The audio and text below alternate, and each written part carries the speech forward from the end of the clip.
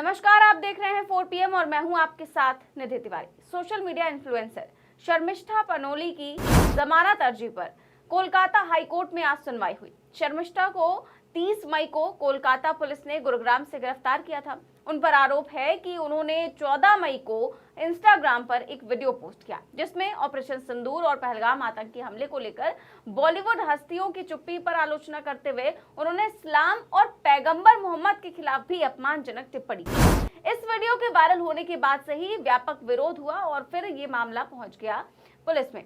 इस पर आज कोलकाता हाईकोर्ट ने शर्मिष्ठा को जमकर फटकार लगाई और साफ कह दिया कि जमानत नहीं मिलेगी। बेंच ने साफ किया कि अभिव्यक्ति की स्वतंत्रता का मतलब ये नहीं है कि आप किसी की धार्मिक भावनाओं को ठेस पहुंचा सकते हैं। क्यों? क्योंकि ये सिर्फ एक वीडियो नहीं था, ये एक साजिश थी। शर्मिष्ठा ने जो किया वो एक पूरी पीढ़ी को जहर पिलाने की कोशिश थी। धर्म के नाम पर, मजहब के नाम पर समाज को भड़काने की खुरी कोशिश।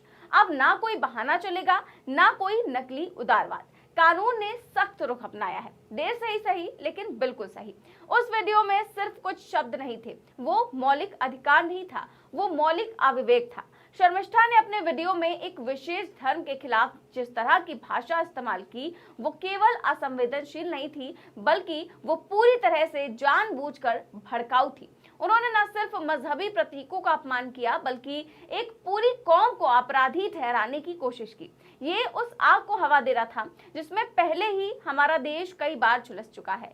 दिल्ली दंगे हो या फिर मुजफ्फरनगर दंगे हो, भिवंडी और अब सोशल मीडिया पर नई तरह की नफरत। कोर्ट ने कहा कि freedom of speech is not freedom to provoke. न्यायाधीश ने माना कि ये सिर्फ एक निजी मत नहीं, बल्कि सार्वजनिक शांति और सुरक्षा पर सीधा हमला है। कोर्ट ने यह भी माना कि अगर अब सख्ती नहीं बरती गई तो बाकी लोग भी यही रास्ता अपनाएंगे। वायरल होने के लिए आग फैलाओ, फिर जेल जाओ, बेल पर बाहर निकल आओ। लेकिन इस बार ऐसा नहीं हुआ। कोर्ट ने शर्मिष्ठा की जमानत याचिका खारिज कर दी।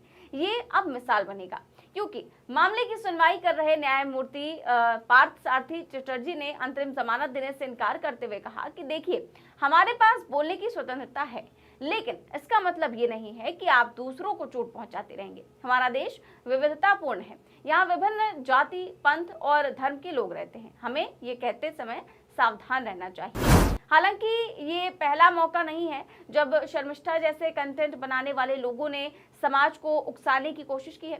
शर्मिष्ठा के पुराने सोशल मीडिया पोस्ट भी बताने के लिए ये काफी हैं कि वो किस एजेंडे पर काम कर रही थी। कुछ पोस्ट में जानबूझकर राजनीतिक नेताओं की छवि बिगाड़ने की कोशिश की गई, तो कुछ में धार्मिक विचारधाराओं को टारगेट किया गया।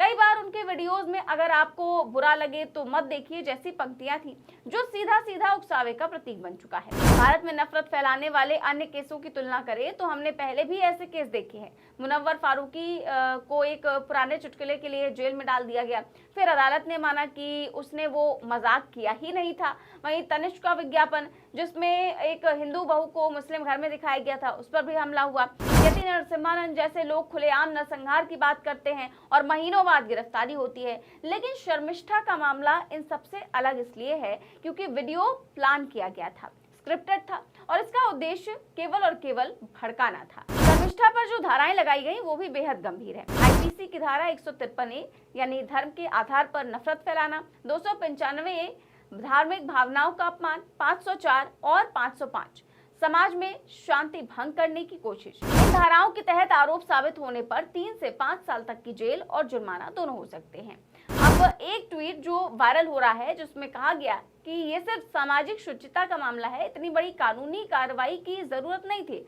तो सवाल ये है कि क्या आप किसी को जानबूझकर जहर पिलाने की छूट दे सकते हैं? क्या समाज सुधार का नाम लेकर जहर बोया जाएगा?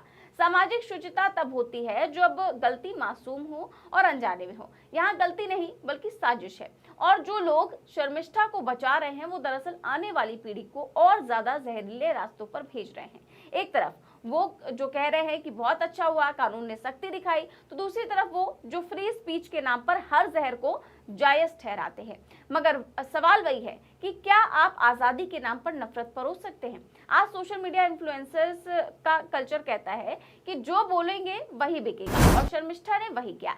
वायरल होने की भूख ने उसे वहां पर लाकर खड़ा किया जहां अब बेल भी नहीं मिल रही है। इसीलिए अब अदालतें भी जाग गई हैं। कानून का मकसद सिर्फ सजा देना नहीं, बल्कि समाज को संकेत देना है कि ऐसी हरकतें बर्दाश्त नहीं की जाएंगी।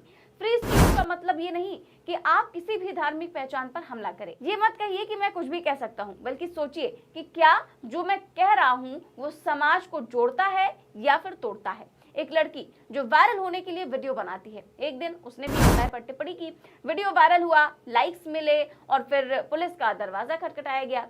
तब फिर उस लड़की ने कहा कि मैंने तो मजाक किया था। तब कोर्ट ने कहा कि मजाक तब तक मजाक है जब तक किसी की जान न चली जाए और किसी की धार्मिक भावनाओं को ठेस न पहुंचे। अब सवाल ये है कि अगली शर्मिष्ठा कौन है? आज शर्मिष्ठा जेल में है, कल कोई और होगा। अगर हम अब भी नहीं जीते तो समाज को मिलकर ये तय करना होगा कि उसे नफरत से वायरल होना है या फिर जिम्मेदारी से सम्मान पाना है। आज शर्मिष्ठा जेल में है और कोर्ट ने भी कहा है कि नहीं, अभी बाहर नहीं आ सकती, जमानत नहीं मिलेगी।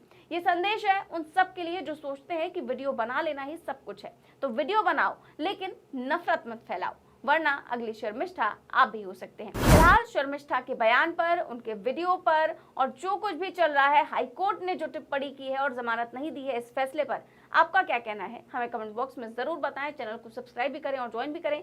साथ ही साथ देश और दुनिया की तमाम बड़ी खबरें जानने के लिए देखते रहिए 4 PM न्यूज नेटवर्क। नमस्कार।